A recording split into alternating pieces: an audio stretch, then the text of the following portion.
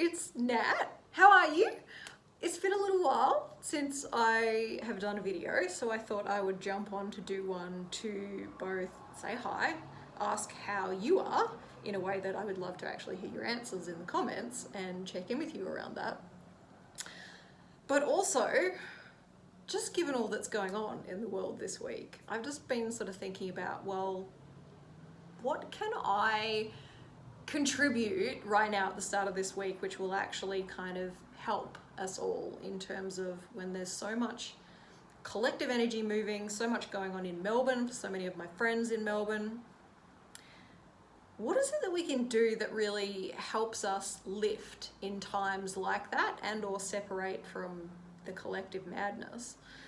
But also as separate to, some of the times where some things happen that we're having to emotionally process the emotional side to do with something, or some past things come up that we need to clear. As separate to that, suppose at the times where like I said, there's either some collective thing going on around us in our environment, or at the times where we have a lot of time to ourselves, where we can suddenly find ourselves mentally ruminating on things that don't necessarily take us to a good place. We start to find ourselves going down the rabbit hole of unhealthy, not self-honoring thoughts, and or ruminating on things which don't necessarily make us feel good, or starting to go in a cycle of pursuing things that take us in a downward direction rather than into alignment with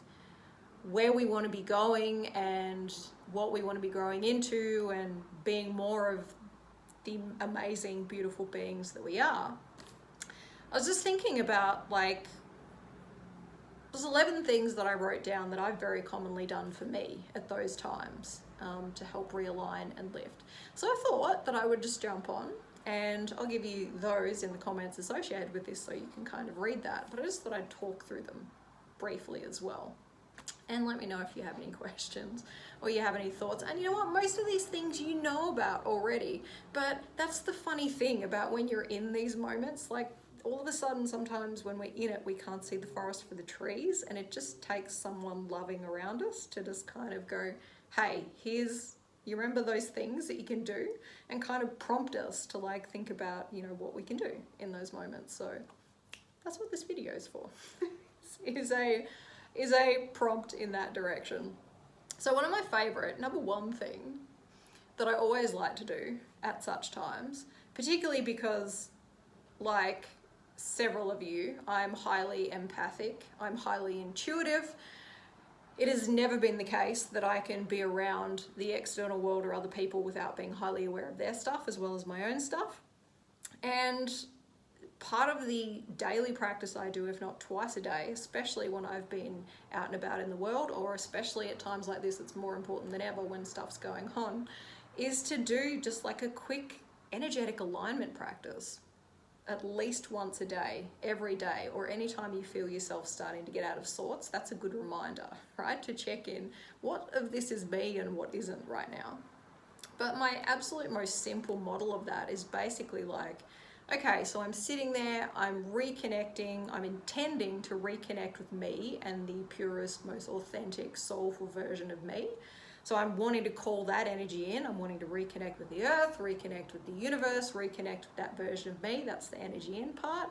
And then in terms of the energy out part, without necessarily wanting to, disconnect relationships or, we want simultaneous to us maintaining in our lives the things that we need. This is also just a chance to go energy out as well. Okay, so what am I taking on right now which isn't mine? What am I carrying around which is not my stuff? I don't know if you noticed, but the last few weeks in particular, it feels like the whole collective is going through this mass shame dumping right now. It's and what I mean by that is it's like we're suddenly identifying all the ways in which we've been judging ourselves for things we did in the past, and maybe, wronging or shaming ourselves for that. But also what I'm hearing and talking to a lot of people around that is how much of that we've taken on from other people around us. whether it was parents, whether it was ex-partners, whether it was friends. Lord knows I recently, and in my womb healing as well, like one of the big shifts was I've just had a massive shift in the health direction in terms of my unhealthy bleeding patterns of late. I had got on iron, gone up to suddenly 12, 13-day periods, got on top of clearing out a bunch of this, just owning how much shame energy was sitting in there, and not just grief's the easier thing to clear, but how much shame was just sitting in there from relationships past failed. Like I often don't, sometimes I do, but I often don't tell the world how much angst I go through. There's plenty of photos in my phone of it, but I don't share them, of the times when, you know, relationships have gone wrong, or things like that have happened, and I take it really damn hard, and it really hurts when I go through those things, and I judge myself hard. I go through this massive shame spiral anytime that I find a friendship that comes to a close, and I just, you know, I feel bad about what I couldn't do, and I'm very prone to taking on other people's judgments within that. So part of the reminder within that was simply around, it's an opportunity when we're feeling very out of sorts, just to ask, when we're doing the energy out practice, just to intend to, okay, let me let go of and take off my shoulders and let go out of my body anything which is literally, is it in my highest good to be carrying that baggage around still, particularly if that doesn't really represent the most loving version of how I see myself now.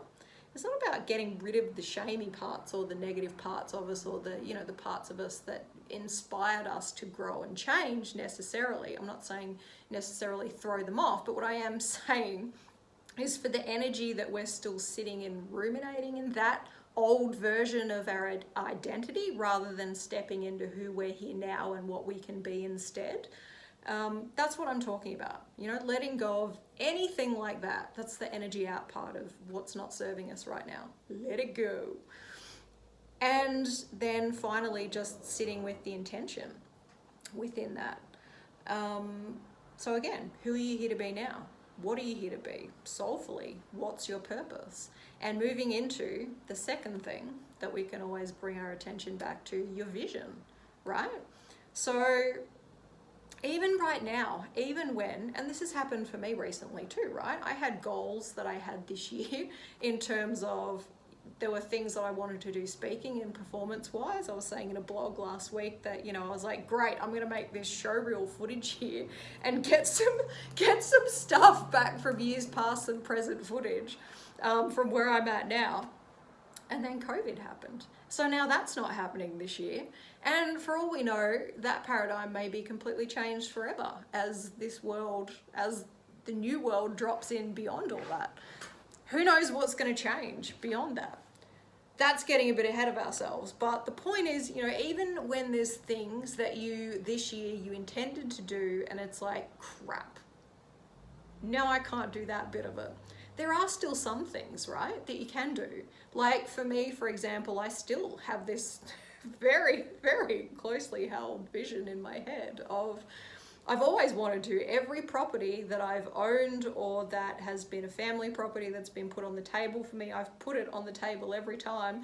Permaculture, sustainable property where we can run wellness retreats, where I can run the kind of workshops where people can come and explore their voices, explore what's getting in the way of them showing up as full, amazing, authentic them in the moment. Like, I would love to, in the long term, still co-create. You know, I'm thinking bigger in terms of, I used to just think me owning that property. Now I'm thinking, who can I co-create that with? And it could be a shared project. This can be a communal project.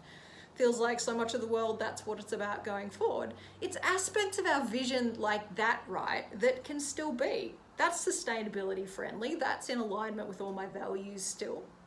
And that can also be a source of, there can be ways that there can be income involved in that. So it's like, what parts of your vision are still there? What parts, if you let go of worrying about the how it's going to happen, or you let go of worrying about the resources to get there, or any of the blocks that it's like, oh, look at my current circumstance, I'm not sure how I'm going to get there right now. put that down for the second. The thing I've been reminded of lately is to do exactly that, right? Because some of the ways I thought things were going to happen, they're not going to happen that way necessarily. And that's been part of the shame as well. It's like, crap, I failed at that bit, or that bit didn't work out quite right, but that's okay. There's another way. There's another way this can happen now. What is this way? Okay, fill into that instead. Okay, get the hell out of your own way. Let it drop in. So part of this is just about envisioning, you know, what would that look like if you had no obstacles and nothing going on that was preventing you right now? Like in an ideal world, if you were a multi-millionaire, what would you create right now? And we're needed right now in the shorter term, quickly and easily. Like there might be some aspects of your work, like face-to-face things you can't do, but what can you shift around so that you can still offer it? Or what of your skills can you quickly turn into something else and then monetize it? Little things like this just get us focused on our vision, right? Questions like that. So that was the second one on my list. Third, always, I mean, you know this one, gratitude is always the thing, right? But it's just practicing, it's just remembering to remind ourselves when the darkness kicks in, to remind ourselves to practice looking for the divine in all things again. And each person that you see or that you're presented with online or face to face, what is it about them that makes them awesome? Where is the God showing up in them? Like, what's the beauty within them? And in each experience that we have moment to moment, like, what is there that you can appreciate within that? It's just remembering to remind ourselves to see those things, because that shifts our state really fast, right? Now, number 4 is share them, because how often do we do these things or think these things and they sit in our head and we get a nice little feel-good hit off it, but does the other person get to benefit from that? One of the ways to make yourself more likable, one of the ways to build relationships at the same time, especially more importantly here, build relationships and help lift other people at the same time, is to share those lovely things when you think them about people. So seize the opportunities when they arise, or create them in the form of, you might not be able to see people face to face right now, but what if you message them? What if you send a little voice message, or call them, or however? How can you share how you feel, the good things about them? People need that right now, more than ever, right? Out of both those, being of service comes back on the list, right? One of the quickest ways to pull ourselves out of ourselves when we're starting to detract into ourselves and go, oh, there's nothing I can do that's of benefit, is to go, well, what are 3 things I can do in the next couple of hours where I can actually help other people or be of service to my Facebook community or whoever? That one pulls you back out really fast, right? So that's another one. Self-love, yeah, the obvious one, but I've split it up into a few parts, yeah? Because, I mean, this is all about the mind, body, spirit things that you can do independently right here, right now, anytime that you like, to help better nurture your mind, better nurture your body, better nurture your soul in any given moment. Especially in, you know, for places like Melbourne, in the middle of winter, but in the middle of crises as well. This is always really important. Like, what are the things that you can do? I kind of loosely divide them into 3 subcategories in terms of self-love. So first one's input. It's about the things we're taking into ourselves, right? Whether you're eating it, whether you're applying it, or whether it's around you in your environment and you're breathing it in or absorbing it, or in some way through your senses you're engaging with it. This is doing a little bit of an assessment of, and you don't have to do this multiple times, doing it once is fine. Input, what are you taking in? Also, secondary to that, detox. So what are you taking in that maybe it would better benefit your well-being, your happiness, your wellness in general, to not be taking it in? Again, it could be things that you're eating, applying to yourself, or it could be things that you're surrounding yourself with or ingesting from the external world, like the quality of media that you're watching or listening to, like It could be the air quality. It could be the decor of your house. It could be rotten food that's sitting in the kitchen that needs to be taken out. Who knows? But it's all the things that, the things we can remove easily from our world that are detracting from our wellness and our sense of happiness and well-being, right? And then activity is actually thinking about the things we can do within that actually help improve our happiness and our wellness. So it could be writing, it could be wellness apps, it could be the virtual classes or sessions that you do. It could be reading, meditation, music, building or creating something, aromatherapy. Are you drinking enough water? Dietary changes, like are there things you need to change? Supplements, are there herbal things you could be taking more of? Are there things like to help you deal with stress, B group vitamins to help you deal with seasonal adjustment disorder, vitamin D to help you deal with depression and stress, omega-3, things like this that we can make sure that we have in our diet, or when you're stressed, magnesium, making sure that you're getting enough magnesium to help you relax. Like all these kind of things as well, they're things to be considered that we can change our actions around, do something around to help us feel better. And exercise, physical activity, sort of the obvious one, right?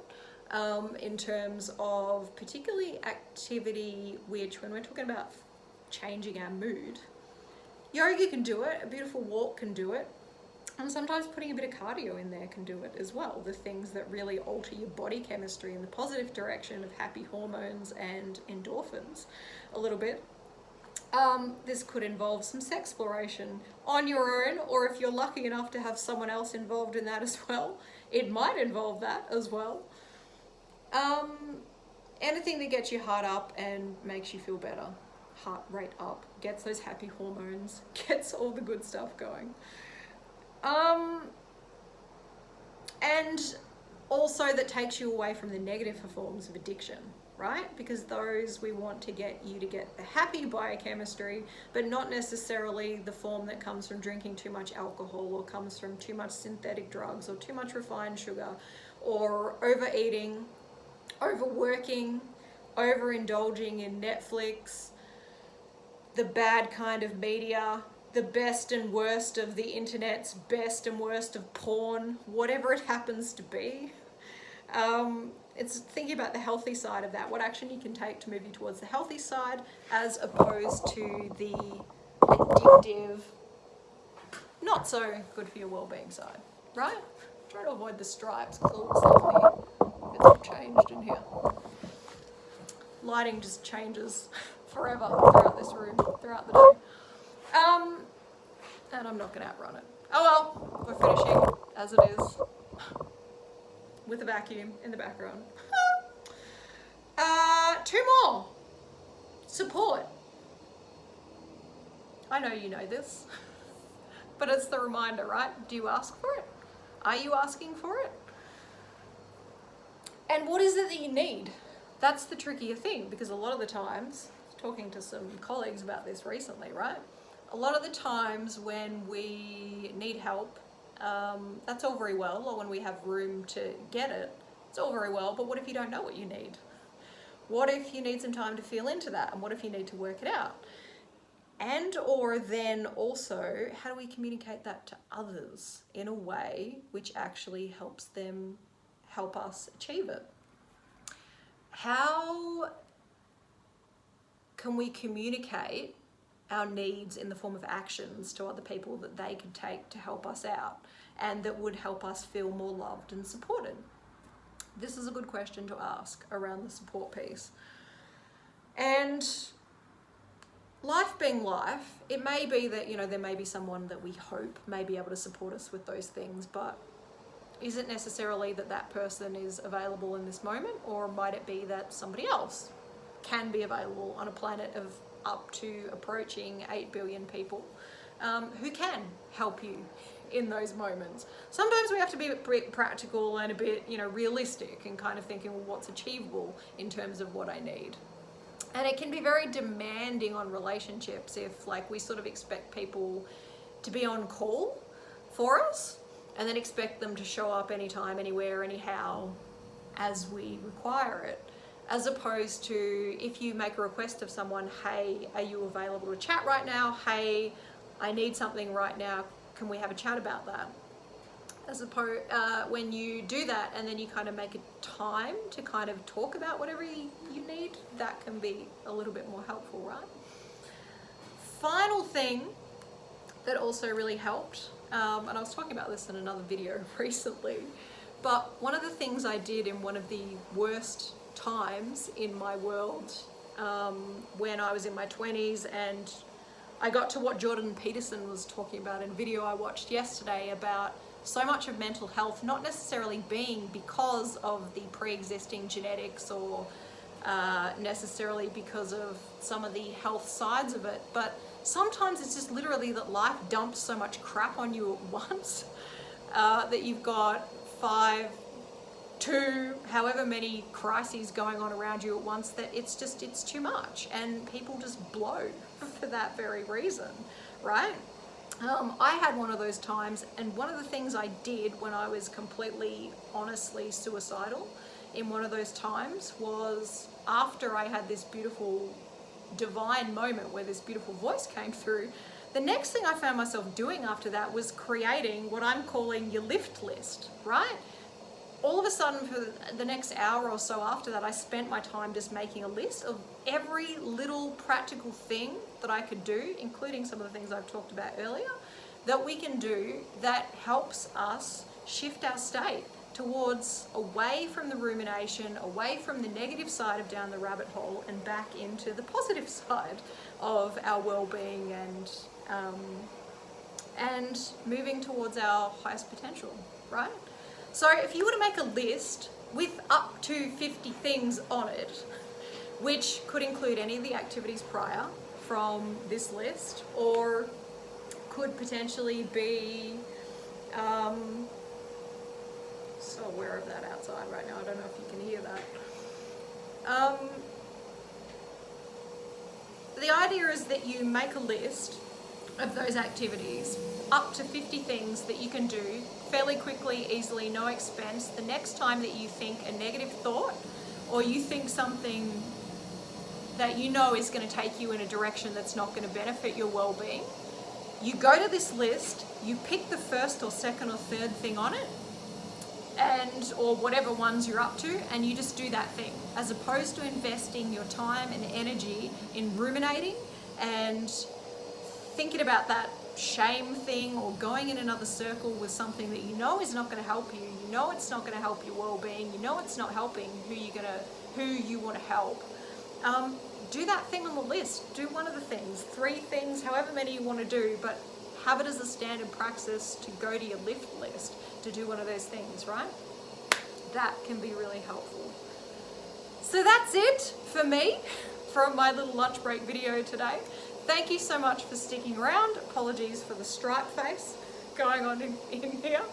But I hope there's something in that for you. And yeah, feel free to let me know if you had an insight within that, if there's something within this that you would like to adopt or adapt within this, feel free to share.